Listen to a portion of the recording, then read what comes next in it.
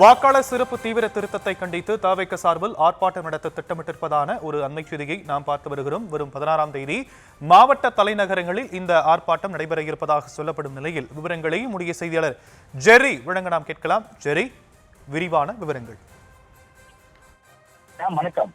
வரும் நவம்பர் 16ஆம் தேதி எஸ்ஐஆருக்கு எதிராக தமிழக வெற்றி கழகம் ஆர்ப்பாட்டம் நடத்த திட்டமிட்டிருக்கிறது. தமிழக வெற்றி கழகம் சார்பில் வருகிற 16ஆம் தேதி தமிழ்நாடு முழுவதும் அனைத்து மாவட்ட தலைநகரிலும் ஆர்ப்பாட்டம் நடத்த தமிழக வெற்றி கழகம் திட்டமிட்டிருக்கிறது. தமிழக வெற்றி கழகத்தினுடைய மாவட்ட தலைநகரில் நிர்வாகிகள் அனைவரும் இணைந்து ஆர்ப்பாட்டத்தை நடத்த அறிவுரைகளும் வழங்கப்பட்டிருக்கிறது. இது குறித்த அதிகாரப்பூர்வ அறிவிப்பு இன்னும் ஓரிரு நாளில் வெளியாகும் என்றும் எதிர்பார்க்கப்படுகிறது.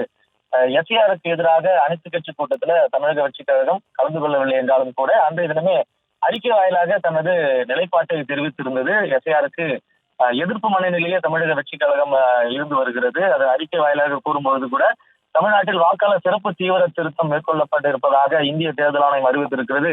ஏற்கனவே பீகார் மாநிலத்தில் வாக்காளர் சிறப்பு தீவிர திருத்தம் குறித்த அறிவிப்பு வெளியான போதே தமிழக வெற்றி கழகம் சார்பில் அனைத்து கடுமையாக எதிர்த்து அதன் உள்நோக்கம் குறித்தும் எச்சரித்தோம் என்றும் விஜய் அறிக்கையில குறிப்பிட்டிருந்தார். அதே போல தமிழ்நாட்டில் மொத்தம் 6,36,00,000 வாக்காளர்கள் இருக்கிறார்கள்.